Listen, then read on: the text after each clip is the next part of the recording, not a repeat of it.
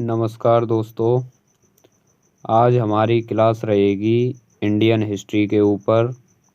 और आज जो हम इंडियन हिस्ट्री में पढ़ने वाले हैं वो पढ़ने वाले हैं मौर्य काल और गुप्त पूर्व काल को। ठीक है, इससे बनने वाले महत्वपूर्ण प्रश्नों को आज हम देखेंगे। और ये प्रश्न एसएससी जीडी यूपी पुलिस वगैरह के लिए बहुत इम्पोर्टेंट है। ठीक है, यानी इनके आने की संभावना होती है। और ये रिपीटेड क्वेश्चन हैं प्रीवियस ईयर के, यानी अगर हम देखें तो 1993 से लेकर के मैं अब तक के इनको लेकर आया हूँ, जो भी हमारे मौर्य काल से बने हैं। तो इसलिए आप इनका आंसर भी दोगे और अगर आप पे नहीं आता है तो इन्हें अच्छी तरह पढ़ोगे। ठीक है, याद करोगे तो आपको ये हो जाएगा। क्लियर है। और यहाँ से क्वेश्चन फंसने की ज़्यादा नहीं है। हमारा पहला क्वेश्चन है, अशोक के कुल कितने शिलालेख हैं? अशोक के कुल कितने शिलालेख हैं? आपके ऑप्शन हैं 12, बी ऑप्शन है 13, सी ऑप्शन है 14, डी ऑप्शन है 15। बताइए इसमें से आपका आंसर क्या रहेगा। अशोक कौन था? अशोक एक मौर्य वंश का शासक था। इसे महान बोला जाता है। क्या बोला जाता है? महान। इसका पूरा नाम अगर हम लें तो क्या होगा? अशोक महान। ठीक है, और इसे प्रियदर्शी के नाम से भी जाना जाता है। ठीक है, क्लियर है। तो कितने थे इसके शिलालेख टोटल? इसके शिलालेख थे 14। ठीक, चलिए हम आगे चलते हैं और अगला क्वेश्चन हम अपना देखते हैं। हमारा अगला क्वेश्चन क्या है? हमारा अगला क्वेश्चन है, अशोक के किस शिलालेख में कलिंग युद्ध का वर्णन मिलता है? अशोक के किस शिलालेख में कलिंग युद्ध का वर्णन मिलता है? यानी अशोक ने एक युद्ध लड़ा था जिसका नाम क्या था? कलिंग युद्ध। ठीक है, इसमें इसने इतना नरसंहार किया, इतने लोगों को इसने मारा कि उस नरसंहार को देखकर इसका मन पिघल गया और इसने कभी जिंदगी में हथियार ना उठाने की कसम खाई। और इसी के बाद, कलिंग युद्ध के ही बाद, इसने बौद्ध धर्म को अपना लिया। ठीक है, तो इसके किस शिलालेख में कलिंग युद्ध का वर्णन मिलता है? आपके ऑप्शन है 10वां, 8वां, 13वां या 9वां। तो इसमें आपका आंसर क्या रहेगा भाई? तो 13वां। ठीक है, यानी 13वें शिलालेख में क्या मिलता है? कलिंग युद्ध का वर्णन मिलता है। ठीक है, चलिए हम अपने अगले क्वेश्चन पर आते हैं। और अगला क्वेश्चन है हमारा कि अशोक के किस शिलालेख में पशु बलि निषेध बताया गया है? यानी पशु बलि को किस शिलालेख में निषेध बताया गया है, या पशु बलि की निंदा किस शिलालेख में की गई है? आपके ऑप्शन है 6वें, बी ऑप्शन है पहले, सी ऑप्शन है 13वें, डी ऑप्शन है 14वें। तो इसमें आपका आंसर क्या रहेगा? इसमें आपका आंसर रहेगा 1वें। ठीक है, यानी पहले शिलालेख में पशु बलि की निंदा की गई है या पशु बलि को निषेध बताया गया है अशोक के। ठीक है, हमारा अगला क्वेश्चन है, क्या क्वेश्चन है हमारा? अशोक के अधिकांश अभिलेख किस भाषा व लिपि में मिलते हैं? यानी आपको बताना है अशोक के अधिकांश जो अभिलेख हैं वो किस भाषा में और किस लिपि में मिलते हैं। यानी आपको भाषा और लिपि दोनों बतानी है। आपके पास ऑप्शन है प्राकृत व ब्राह्मी, बी ऑप्शन है संस्कृत व ब्राह्मी, सी ऑप्शन है पाली व ब्राह्मी। तो बताइए आपका क्या आंसर इसमें रहेगा। आपका इसमें जो आंसर रहेगा वो क्या रहेगा? प्राकृत व ब्राह्मी। यानी सर्वाधिक अभिलेख इसके किस में मिलते हैं? अधिकांश प्राकृत व ब्राह्मी में। यानी भाषा क्या हो गई? प्राकृत हो गई, और लिपि क्या हो गई?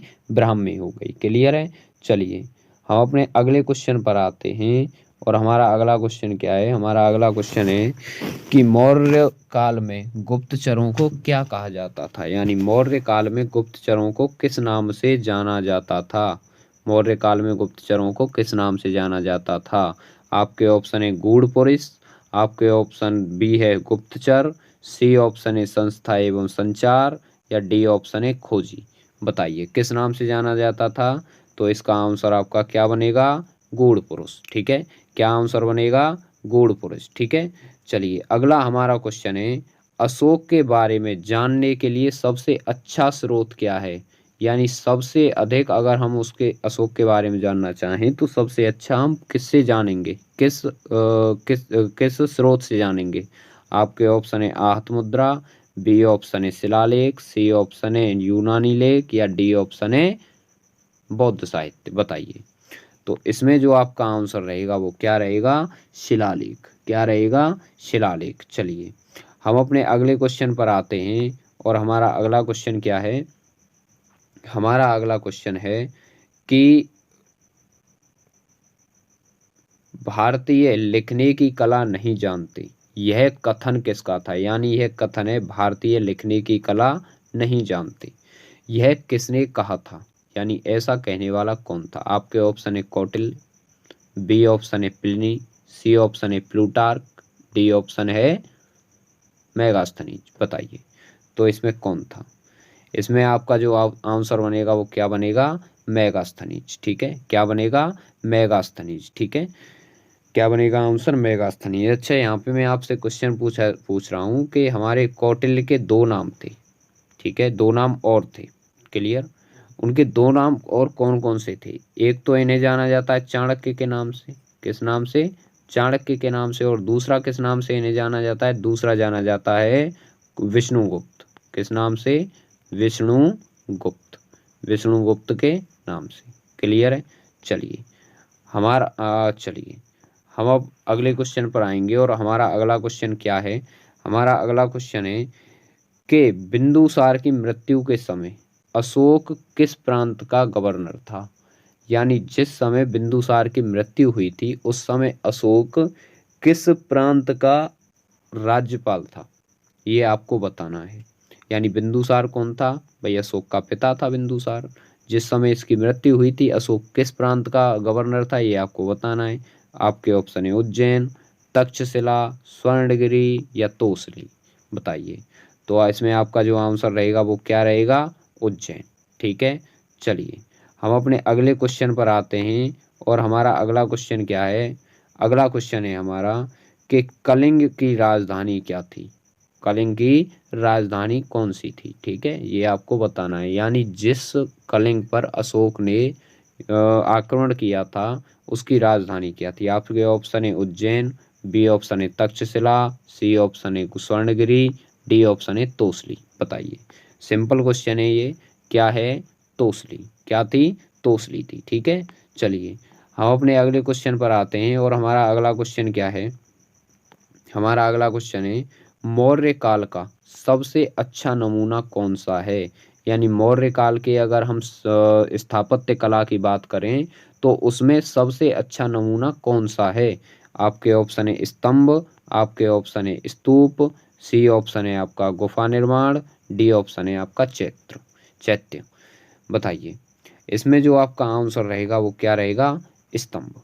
यानी स्तंभ इसका सबसे अच्छा नमूना था स्थापत्य कला का। ठीक है। अगला हमारा क्वेश्चन है, क्या है, अगला हमारा क्वेश्चन है अशोक ने बौद्ध धर्म के प्रचार प्रसार हेतु श्रीलंका किसे भेजा। यानी किसे अशोक ने बौद्ध धर्म के प्रचार प्रसार हेतु श्रीलंका भेजा था। आपके ऑप्शन है महेंद्र, बी ऑप्शन है संघमित्रा, सी ऑप्शन है ए और बी दोनों, डी ऑप्शन है महारक्षिता। बताइए। तो इसमें जो आपका आंसर बनेगा वो क्या बनेगा, ए और बी दोनों, यानी महेंद्र और संघमित्रा। ये कौन थे, संघमित्रा अशोक की पुत्री थी, और महेंद्र कौन था, अशोक का बेटा था, यानी पुत्र था। ठीक है। चलिए हम अपने अगले क्वेश्चन पर आते हैं, और हमारा अगला क्वेश्चन क्या है, हमारा अगला क्वेश्चन है मौर्य वंश का अंतिम राजा कौन था। मौर्य वंश का अंतिम राजा कौन था, ये आपको बताना है। और आपके ऑप्शन क्या क्या हैं, आपके ऑप्शन हैं अशोक, बी ऑप्शन है महेंद्र, सी ऑप्शन है आपका बृहद्रथ, डी ऑप्शन है आपका दशरथ। बताइए। इसमें आपका आंसर क्या होना चाहिए, बृहद्रथ। ठीक है, क्या होना चाहिए, बृहद्रथ। क्लियर है। चलिए हमारा जो अगला क्वेश्चन है वो क्या है, अगला क्वेश्चन है स्तूपों का निर्माण, स्तूपों का सर्वप्रथम उल्लेख किस वेद में मिलता है। यानी वह कौन सा वेद है जिसमें स्तूपों का सबसे पहले उल्लेख किया गया है। आपको पता है आपके कितने वेद हैं टोटल, आपके भाई 4 वेद हैं। आपके टोटल 4 वेद हैं। कौन कौन से? ऋग्वेद, सामवेद, अथर्ववेद और यजुर्वेद। ठीक है, इसमें से कौन सा ऐसा वेद है जिसमें स्तूपों का सबसे पहले उल्लेख किया गया है? तो वो कौन सा होना चाहिए आपका? ऋग्वेद। कौन सा होना चाहिए? ऋग्वेद। चलिए, अगला हमारा क्वेश्चन क्या है? अगला हमारा क्वेश्चन है कि बृहद्रथ की हत्या किस शासक ने की थी? यानी बृहद्रथ की हत्या किसने की थी? आपके ऑप्शन है वासुदेव, बी ऑप्शन है पुष्यमित्र शुंग, सी ऑप्शन है सिमुक, या डी ऑप्शन है इनमें से कोई नहीं। बताइए इसमें आपका क्या आंसर होना चाहिए? इसमें आपका आंसर क्या होना चाहिए? पुष्यमित्र शुंग। ये जो पुष्यमित्र शुंग था, ये इसका बृहद्रथ का क्या था? अमात्य था। अमात्य क्या था? अमात्य। अमात्य। ठीक है, और अमात्य किसको बोला जाता था मुगल काल में?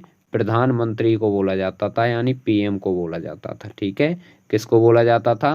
पीएम को बोला जाता था। ये आप लोग ध्यान रखोगे। क्लियर है? चलिए, हम अपने अगले क्वेश्चन पर आते हैं और हमारा अगला क्वेश्चन है शुंग वंश की स्थापना किसने की थी? शुंग वंश की स्थापना किसने की थी? ये आपको बताना है। ठीक है, ये आपको बताना है। आपके ऑप्शन है देवभूति, बी ऑप्शन है पुष्यमित्र शुंग, सी ऑप्शन है आपका वासुदेव, डी ऑप्शन है आपका सिमुक। बताइए इसमें आपका आंसर क्या रहेगा?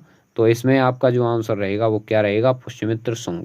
यानी जो बृहद्रथ का जो अमात्य था पुष्यमित्र शुंग, उसने इसकी हत्या की पहले, और हत्या करने के बाद मगध पर किस वंश की स्थापना की? शुंग वंश की स्थापना की। चलिए, हम अपने अगले क्वेश्चन पर आते हैं और हमारा अगला क्वेश्चन क्या है? हमारा अगला क्वेश्चन है कि यवनों पर विजय प्राप्त करने के उपलक्ष्य में, यवनों पर विजय प्राप्त करने के उपलक्ष्य में किसने 2 बार अश्वमेध यज्ञ करवाया? किसने 2 बार अश्वमेध यज्ञ करवाया? आपके ऑप्शन क्या क्या हैं? आपके ऑप्शन हैं अशोक, बी ऑप्शन है आपका पुष्यमित्र शुंग, सी ऑप्शन है दशरथ, डी ऑप्शन है वासुदेव। बताइए इसमें से कौन सा आंसर होगा? तो इसमें जो आंसर रहेगा वो कौन सा रहेगा? पुष्यमित्र शुंग। यानी जिस समय बृहद्रथ को मारा गया था और इस पुष्यमित्र शुंग ने शुंग वंश की स्थापना की थी, उस टाइम पे मगध पर किसका आक्रमण हुआ था? यवनों का। किसका? यवनों का आक्रमण हुआ था। ठीक है, और यवनों का आक्रमण विफल किसने किया था? यानी इन पर विजय किसने प्राप्त की थी? तो इन पर विजय प्राप्त की थी पुष्यमित्र शुंग ने। ठीक है, पुष्यमित्र शुंग ने विजय प्राप्त की थी। क्लियर है? इसलिए इसने अश्वमेध यज्ञ करवाया था। हम आगे चलते हैं। हमारा अगला क्वेश्चन है मालवी काग्नि मित्रम। मालवी काग्नि मित्रम किसकी रचना है? ये आपको बताना है। आपके ऑप्शन क्या क्या है? आपके ऑप्शन है कालिदास, बी ऑप्शन है तुलसीदास, सी ऑप्शन है अज्ञे, डी ऑप्शन है आपका रामचंद्र शुक्ल। बताइए क्या रहेगा आपका इसमें आंसर? तो इसमें आपका जो आंसर रहेगा वो क्या रहेगा? कालिदास। इसके अलावा कालिदास की अन्य भी कुछ पुस्तकें हैं, यानी अन्य भी कुछ महाग्रंथ हैं उनके। एक तो ये हो गया मालवी काग्निमित्रम, और दूसरा कौन सा हो जाएगा? शाकुंतल। शाकुंतलम। शाकुंतलम। ठीक है, और एक क्या हो जाएगा इनका? विक्रमो विक्रमो वर्षीय। विक्रमो वर्षीय। ठीक है, अभिज्ञान शाकुंतलम। ठीक है, इसको पूरा नाम देते हैं अभिज्ञान, अभिज्ञान, अभिज्ञान शाकुंतल। अभिज्ञान शाकुंतलम ये एक ही पुस्तक है, और ये विक्रमोर्वशी ये अलग पुस्तक है। ठीक है, ये तीनों पुस्तकें ये किसकी हुई हैं? ये पुस्तकें हुई हैं कालिदास की। ठीक है, चलिए हम अपने अगले क्वेश्चन पर आते हैं और हमारा अगला क्वेश्चन क्या है? हमारा अगला क्वेश्चन है कि पतंजलि, पतंजलि आपको पता है कौन थे? पतंजलि किस दर्शन के प्रतिपादक थे? यानी कौन सा वे दर्शन था जिसमें पतंजलि को महारत हासिल थी? आपके ऑप्शन है ज्ञान दर्शन, आपके बी ऑप्शन है सांख्य दर्शन, सी ऑप्शन है योग दर्शन, डी ऑप्शन है इनमें से कोई नहीं। तो इसमें आपका आंसर क्या होना चाहिए? योग दर्शन। ये तो आपको आज भी पता है, रामदेव बाबा चलाते हैं ना पतंजलि, तो उससे ध्यान रख लेना कि योग से संबंधित हैं ये। चलिए, हमारा जो अगला क्वेश्चन है वो क्या है कि महाभाष्य नामक रचना किसकी है? यानी महाभाष्य नामक एक नाटक है, इसकी रचना किसने की थी? आपके ऑप्शन है पाणिनि, बी ऑप्शन है पतंजलि, सी ऑप्शन है अश्वघोष, डी ऑप्शन है आपका कालिदास। बताइए इसका आपका क्या आंसर बनेगा? तो इसका आंसर है पतंजलि। यानी पतंजलि की रचना का क्या नाम है? पतंजलि की रचना का नाम है भाई क्या? महाभाष्य। क्या नाम है भाई? महाभाष्य नाम है। ठीक है, चलिए हमारा जो अगला क्वेश्चन है वो है अष्टाध्यायी की रचना किसने की थी। यानी जैसे ही हमारी ये है महाभाष्य, वैसे ही हमारी एक पुस्तक अष्टाध्यायी है, इसकी रचना किसने की थी। आपके ऑप्शन है पाणिनि, बी ऑप्शन है पतंजलि, सी ऑप्शन है अश्वघोष, डी ऑप्शन है आपका कालिदास। बताइए। तो इसमें आपका आंसर क्या रहना चाहिए, पाणिनि। क्या रहना चाहिए, पाणिनि। और ध्यान रखना ये जो पतंजलि थे, इस पाणिनि की अष्टाध्यायी पे आधारित ही ये पुस्तक बनाई थी उन्होंने, महाभाष्य। ठीक है, इसकी रचना की थी। क्लियर है। चलिए हम अपने अगले क्वेश्चन पर आते हैं। और हमारा अगला क्वेश्चन क्या है, अगला क्वेश्चन है हमारा शुंग वंश का अंतिम शासक कौन था। शुंग वंश का आपको अंतिम शासक बताना है कि कौन था। आपके ऑप्शन क्या क्या हैं, आपके ऑप्शन हैं क्या क्या ऑप्शन है, वासुदेव, बी ऑप्शन है देवभूति, सी ऑप्शन है सिमुक, डी ऑप्शन है आपका सुशर्मा। बताइए इसमें आपका क्या आंसर होना चाहिए। तो इसमें आपका क्या आंसर होना चाहिए भाई, क्या आंसर होना चाहिए, देवभूति। क्या आंसर होना चाहिए इसमें, देवभूति। ठीक है। चलिए हम अपने अगले क्वेश्चन की तरफ चलते हैं। और हमारा अगला क्वेश्चन क्या रहेगा, हमारा अगला क्वेश्चन है, चलिए अगला क्वेश्चन है हमारा कि कणव वंश की स्थापना किसने की थी। आपके ऑप्शन क्या क्या हैं, आपके ऑप्शन हैं वासुदेव, देवभूति, सिमुक या सुशर्मा। बताइए आपके क्या ऑप्शन है। आपका इसमें क्या आंसर होना चाहिए, आपका आंसर होना चाहिए इसमें वासुदेव। क्या होना चाहिए, वासुदेव। कुछ याद करो या ना करो, लेकिन एक चीज ध्यान रखना, आपको क्या याद करना है, वंश, वंश, उसके संस्थापक, उसके संस्थापक और अंतिम राजा, और अंतिम राजा। ये आप जरूर याद करके जाना, क्योंकि यहाँ से क्वेश्चन आता है, हर बार आता है। ठीक है। और एसएससी जीडी के ऐसे क्वेश्चन तो क्या है, फेवरेट है। ठीक है। तो आप लोग ध्यान रखोगे इस चीज को। ठीक है। चलिए अगला हमारा क्वेश्चन है, एक तुम्हारा वंश था जिसका नाम था सातवाहन, उसे हम दूसरे नाम से भी जानते हैं, आंध्र सातवाहन। ठीक है। अब हम क्वेश्चन को पढ़ते हैं। हमारा क्वेश्चन है सातवाहन या आंध्र सातवाहन वंश का संस्थापक कौन था। बताइए। तो ऑप्शन है आपके पास क्या क्या ऑप्शन है, सिमुक, बी ऑप्शन है सातकर्णी, सी ऑप्शन है गौतमी पुत्र सातकर्णी। बताइए इसमें आपका क्या आंसर होना चाहिए, इसमें आपका आंसर रहेगा सिमुक। क्लियर है। चलिए हम अपने अगले क्वेश्चन की तरफ चलते हैं। और हमारा अगला क्वेश्चन क्या है, अगला क्वेश्चन है हमारा कनिष्क की राजधानी कौन सी थी। कनिष्क की राजधानी कौन सी थी, ये आपको बताना है। आपके ऑप्शन है पुरुषपुर, बी ऑप्शन है आपका बनारस, सी ऑप्शन है इलाहाबाद, डी ऑप्शन है सारनाथ। तो इसका तो यार सिंपल सा आंसर है, इसमें आपका आंसर क्या बनेगा, पुरुषपुर। क्या बनेगा, पुरुषपुर। ठीक है। चलिए हमारा अगला क्वेश्चन हम देखते हैं। हमारा अगला क्वेश्चन क्या है कि चरक किस शासक के राजवैद्य थे। यानी चरक एक वैद्य थे, आपको बताना है किस शासक के वह राजवैद्य थे। आपके ऑप्शन क्या क्या हैं, आपके ऑप्शन है हर्ष, बी ऑप्शन है आपका चंद्रगुप्त मौर्य, सी ऑप्शन है आपका अशोक, डी ऑप्शन है आपका कनिष्क। ये आपको बताना है। बताइए भाई। तो इसमें जो आपका आंसर बनेगा वो क्या बनेगा, वो इसमें आपका आंसर बनेगा कनिष्क। क्या बनेगा, कनिष्क। ठीक है। यानी चरक किस शासक के दरबार में रहते थे, यानी कौन से राजा के दरबार में राजवैद्य थे वो थे कनिष्क के शासनकाल में। ठीक है, कनिष्क के दरबार में। ठीक है। अच्छा ये चरक की एक पुस्तक थी, उसका नाम बताइए क्या थी। तो उसका अगर मैं नाम बताऊं तो उसका नाम था चरक संहिता। क्या था, चरक संहिता। और यह एक चिकित्सा से संबंधित पुस्तक है। चिकित्सा, किससे संबंधित है, चिकित्सा। ठीक है। यानी एक प्रकार से तुम कह सकते हो डॉक्टरी से ये संबंधित ये पुस्तक है। ठीक है।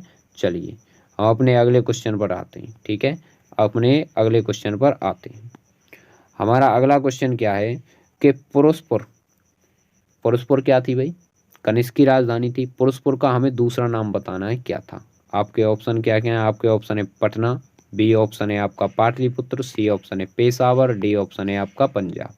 बताइए क्या आंसर इसमें होगा। तो इसमें आपका आंसर क्या होगा, पेशावर। क्या रहेगा, पेशावर रहेगा। चलिए अगला हम क्वेश्चन देखते हैं। हमारा अगला क्वेश्चन क्या है, अगला क्वेश्चन है हमारा कि भारत में सबसे पहले स्वर्ण मुद्राएं किसने चलाई।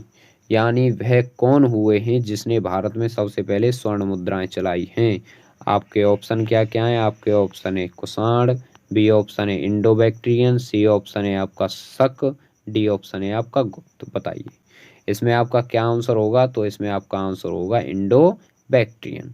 Indo Bactrian. क्लियर है? चलिए हमारा अगला क्वेश्चन क्या है? अगला क्वेश्चन है हमारा, किस संग्रहालय में कुषाण कालीन मूर्तियों का संग्रह अधिक मात्रा में है? संग्रहालय किसे कहते हैं? संग्रहालय कहते हैं म्यूजियम को। किसे? म्यूजियम। ठीक है, जैसे हमारा मथुरा का म्यूजियम है, मुंबई का म्यूजियम है, दिल्ली का म्यूजियम है, तो ये सब म्यूजियम होते हैं। ठीक है, आपसे क्या पूछा है? आपसे पूछा है कि किस म्यूजियम में कुषाण कालीन मूर्तियों का संग्रह सर्वाधिक मात्रा में है, ये सबसे अधिक मात्रा में। आपके ऑप्शन है मथुरा संग्रहालय, बी ऑप्शन है मुंबई संग्रहालय, सी ऑप्शन है आपका दिल्ली संग्रहालय। तो इसमें जो आपका आंसर बनेगा वो क्या बनेगा? मथुरा संग्रहालय। ठीक है, यानी जो हमारे मथुरा संग्रहालय में क्या है, कुषाण कालीन मूर्तियों का सबसे अधिक संग्रह प्राप्त होता है, यानी मिलता है। ठीक है, चलिए अगले हम क्वेश्चन पे आते हैं। हमारा अगला क्वेश्चन क्या है? अगला क्वेश्चन है हमारा, भारत में सर्वाधिक सोने के सिक्के किसने चलाए? यानी सर्वाधिक शुद्ध सोने के सिक्के किसने चलाए? यानी शुद्ध बोल रहा है ये, शुद्ध सोने के सिक्के किसने चलाए थे? आपके ऑप्शन क्या क्या हैं? आपके ऑप्शन है भाई कुषाण, ऑप्शन है इंडो बैक्ट्रियन, अगला ऑप्शन है शक, अगला ऑप्शन है गुप्त। ये आपको बताना है। तो इसमें जो आपका आंसर रहेगा वो क्या रहेगा? बताइए। इसमें आपका आंसर रहेगा कुषाण। क्या रहेगा? कुषाण। यानी कुषाणों ने भारत में सर्वाधिक शुद्ध सोने के सिक्के चलाए थे। ठीक है, अगला हमारा क्वेश्चन क्या है? अगला हमारा क्वेश्चन है, सातवाहनों के समय मुद्रा सर्वाधिक किस धातु से बनी? यानी कौन सी वो धातु सी जिससे सातवाहनों के समय सर्वाधिक मुद्राएं बनी? बताइए। तो इसमें आपके ऑप्शन है सीसा, अगला ऑप्शन है प्रोटीन, अगला ऑप्शन है तांबा, अगला ऑप्शन है स्वर्ण। बताइए। तो इसमें आपका क्या आंसर होना चाहिए? इसमें आपका आंसर होना चाहिए सीसा। ठीक है, सातवाहनों ने भारत में सबसे पहले शीशे के सिक्के चलाए थे, ये भी आप लोग ध्यान रखोगे। ठीक है, सर्वाधिक भी इन्हीं ने चलाए हैं। ठीक है, चलिए आगे हम बात करें। अगला हमारा क्वेश्चन क्या है? अगला हमारा क्वेश्चन है, किस वंश के शासकों ने बौद्ध भिक्षुओं, गौर करना, बौद्ध भिक्षुओं व ब्राह्मणों को कर मुक्त यानी टैक्स फ्री, कर मुक्त भूमि देने की प्रथा चलाई? ये आपको बताना है। आपके ऑप्शन क्या क्या हैं? आपके ऑप्शन है भाई सातवाहन, बी ऑप्शन है मौर्य, सी ऑप्शन है गुप्त, डी ऑप्शन है चोल। बताइए इसमें जो आपका आंसर रहेगा वो क्या रहेगा? इसमें आपका आंसर क्या रहना चाहिए? तो भाई इसमें आपका आंसर रहेगा सातवाहन। क्या आंसर रहेगा? सातवाहन। यानी सातवाहन वंश के जो शासक थे उन्होंने सबसे पहले ब्राह्मणों को टैक्स फ्री यानी कर मुक्त भूमि दान देने की प्रथा चलाई थी। ठीक है, चलिए हमारा अगला क्वेश्चन क्या है? अगला क्वेश्चन है हमारा, चरक और नागार्जुन किसके दरबार में रहते थे? चरक के बारे में मैंने तुम बताया है, जिसके दरबार में चरक रहता होगा उसी के दरबार में नागार्जुन रहता होगा। तो कौन है वो? आपके ऑप्शन है कनिष्क, बी ऑप्शन है मौर्य चंद्रगुप्त मौर्य, सी ऑप्शन है अशोक, या डी ऑप्शन है समुद्रगुप्त। तो इसमें आपका आंसर क्या रहेगा? कनिष्क। क्या रहेगा?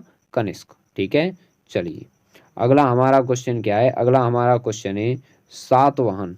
अगला क्वेश्चन है कि सातवाहनों की राजधानी क्या थी? ये आपको बतानी है। आपके ऑप्शन है पाटलिपुत्र, बी ऑप्शन है पुरुषपुर, सी ऑप्शन है प्रतिष्ठान, डी ऑप्शन है आपका वैशाली। बताइए इसमें, बताइए इसमें आपका आंसर क्या रहने वाला है? तो इसमें जो आपका आंसर रहेगा वो क्या रहेगा? इसमें आपका आंसर रहेगा प्रतिष्ठान। ठीक है, इस प्रतिष्ठान को हम दूसरे भी नाम से जानते हैं। किसके नाम से? पैठण के नाम से। अगर वो आपको प्रतिष्ठान की जगह पैठण दे दे को तो कोई तुम्हें परेशानी नहीं होनी चाहिए, उसे पैठण भी बोला जाता है। ठीक है, चलिए अगला हमारा क्वेश्चन क्या है? अगला हमारा क्वेश्चन है, कौन सा अभिलेख कलिंग नरेश खारवेल से संबंधित है? यानी यहाँ पे तुम्हारी दो क्वेश्चन बने। एक तो तुम्हें ये पता चला कि खारवेल जो है वो किस, जो ये खारवेल है वो किस, कहाँ का राजा था? खारवेल कहाँ का राजा था भाई? तो खारवेल था कलिंग का राजा। कहाँ का? कलिंग का राजा। ठीक है। और दूसरी बात कि कौन सा अभिलेख है जो खारवेल से संबंधित है? आपके ऑप्शन क्या क्या है? आपके ऑप्शन है हाथी गुम्फा अभिलेख, आपके ऑप्शन है जूनागढ़ अभिलेख, आपका ऑप्शन है नाना घाट, और अगला ऑप्शन है आपका नासिक। बताइए। तो इसमें आपका आंसर क्या रहेगा? हाथी गुम्फा अभिलेख। यानी हाथी गुम्फा अभिलेख जो है वो किससे संबंधित है? कलिंग नरेश खारवेल से संबंधित है। ठीक है। हमारे 5-6 क्वेश्चन और रह गए हैं, परेशान ना हो, अभी हो जाएंगे। ठीक है। चलिए, अगला क्वेश्चन है आपका, सातवाहनों की राजकीय भाषा क्या थी? आपको ये बताना है, ये बहुत बार पूछा गया है ये क्वेश्चन। ठीक है। अगला आपके ऑप्शन क्या है? आपके ऑप्शन है पाली, अगला ऑप्शन है प्राकृत, अगला ऑप्शन है संस्कृत, और इनमें से कोई नहीं। बताइए इसमें आपका क्या आंसर रहेगा? तो इसमें आपका आंसर रहना चाहिए प्राकृत। ठीक है। यानी सातवाहनों की शासकीय राजकीय भाषा क्या थी? राजकीय भाषा थी प्राकृत। ठीक है। चलिए, अगला हमारा क्वेश्चन क्या है कि शक संवत की शुरुआत 78 ईस्वी में किस शासक ने की थी? यहाँ से भी आपके 2 क्वेश्चन बने कि शक संवत की पहले शुरुआत कहाँ पे हुई है? ये हुई है भाई 78 ईस्वी में। ठीक है। और 78 ईस्वी में किस शासक ने की थी? तो आपके ऑप्शन क्या क्या है? अशोक, बी ऑप्शन है कनिष्क, सी ऑप्शन है हर्ष, और डी ऑप्शन है आपका चंद्रगुप्त मौर्य। तो इसमें आपका आंसर क्या होना चाहिए? इसमें आपका आंसर होना चाहिए भाई कनिष्क। यानी कनिष्क ने शक संवत स्टार्ट किया था। ये चीज़ ध्यान रखोगे आप लोग। ठीक है। बहुत इंपॉर्टेंट क्वेश्चन है ये। अगला क्वेश्चन है, विक्रम संवत कब से प्रारंभ हुआ? विक्रम संवत कब से प्रारंभ हुआ? आपके ऑप्शन क्या क्या हैं? आपके ऑप्शन हैं 78 ईस्वी। आपके ऑप्शन क्या क्या हैं? 78 ईस्वी। अगला आपका ऑप्शन है 58 ईस्वी। 58 ईस्वी आपका अगला ऑप्शन है। अगला ऑप्शन है आपका ये 72 ईसा पूर्व, और अगला ऑप्शन है आपका 56 ईसा पूर्व। बताइए इसमें आपका आंसर क्या रहना चाहिए? तो इसमें जो आपका आंसर रहेगा वो क्या रहेगा? 58 ईस्वी। यानी 58 ईस्वी में विक्रम संवत प्रारंभ हुआ था। ठीक है। अगला उड़ान एजुकेशन, ये तो अपना ही है। अब हम चलते हैं अगले क्वेश्चन के ऊपर, और अगला क्वेश्चन क्या है हमारा? किस कुषाण शासक ने सर्वप्रथम सोने की मुद्राएं चलाई? ये बताओ। यानी वह कौन सा कुषाण शासक था जिसने सर्वप्रथम सोने की मुद्राएं चलाई थी? तो आपका ऑप्शन बताइए। ऑप्शन इसमें क्या रहेगा? ऑप्शन है आपके कडफिसस फर्स्ट, कडफिसस सेकंड, कनिष्क, या वाशिष्क। बताइए इसमें आपका आंसर क्या रहेगा? इसमें आपका आंसर रहेगा कडफिसस सेकंड। ठीक है। चलिए, अगले हम क्वेश्चन पे चलते हैं, और अगला हमारा क्वेश्चन क्या है कि भारत में प्रथम बार सैनिक शासन व्यवहार में लाया गया। यानी किसके समय भारत में प्रथम बार सैनिक शासन व्यवहार में लाया गया था? आपके ऑप्शन है ग्रीकों द्वारा, अगला ऑप्शन है शकों द्वारा, ग्रीकों द्वारा, शकों द्वारा, पार्थियनों द्वारा, या मुगलों द्वारा। तो इसमें आपका आंसर क्या रहेगा? इसमें आपका आंसर रहेगा ग्रीकों द्वारा। यानी ग्रीकों द्वारा भारत में सबसे पहले, यानी पहली बार सैनिक शासन व्यवहार लाया गया था। ठीक है। क्लियर है।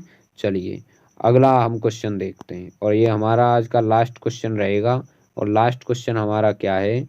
लास्ट क्वेश्चन है हमारा, चलिए, हमारा लास्ट क्वेश्चन है, सर्वप्रथम रोम के साथ किन लोगों का व्यापार प्रारंभ हुआ? यानी सबसे पहले रोम के साथ किन लोगों ने व्यापार प्रारंभ किया, ये आपको बताना है। आपके ऑप्शन है कुषाणों का, बी ऑप्शन है तमिलों का, सी ऑप्शन है वाकाटकों का, डी ऑप्शन है आपका शकों का। बताइए इसमें आपका आंसर क्या होना चाहिए? तो इसमें आपका आंसर रहेगा तमिलों एवं चेरों का। यानी ये ऐसे वंश थे जिन्होंने सबसे पहले रोम के साथ व्यापार संबंध स्थापित किए थे। क्लियर है। चलिए, आगे हम चलते हैं, और आगे है हमारा थैंक्स फॉर वॉचिंग। ठीक है। Thanks for watching my video. Clear है। अगर आपको यह वीडियो अच्छी लगी हो, अगर यह वीडियो आपको अच्छी लगी हो, और आपको ये आभास होता हो कि भाई ये हमें थोड़ी बहुत हेल्प करेगी एग्ज़ाम में, तो आप इसे लाइक कीजिए, शेयर कीजिए अपने दोस्तों में, शेयर कीजिए भाई अपने दोस्तों में, और सब्सक्राइब भी कीजिए, और सब्सक्राइब भी कीजिए। क्लियर है। ठीक है। चलिए, और ऐसे ही वीडियो मैं लेके आता रहूँगा तुम्हारे बीच में, ठीक है। यहाँ से तुम्हारा जो इतिहास वगैरह का जो ये बचा हुआ है, जिसका तुम रिवीजन नहीं कर पा रहे हो, वो रिवीजन यहाँ से हो जाएगा, ठीक है। तो उसकी आप परेशानी ना लें, ठीक। चलिए, और आज मैं मैथ की क्लास आज मैं नहीं डाल पाया हूँ, उसके लिए माफ़ करना, लेकिन डालेंगे हम ज़रूर। कल से हम रोज़ाना डालने लगेंगे। आज कुछ प्रॉब्लम्स हो गई थी, कहीं चला गया था मैं, इस वजह से, ठीक है। चलिए, तो आज के लिए इतना ही, बाकी का हम कल करते हैं। नमस्कार।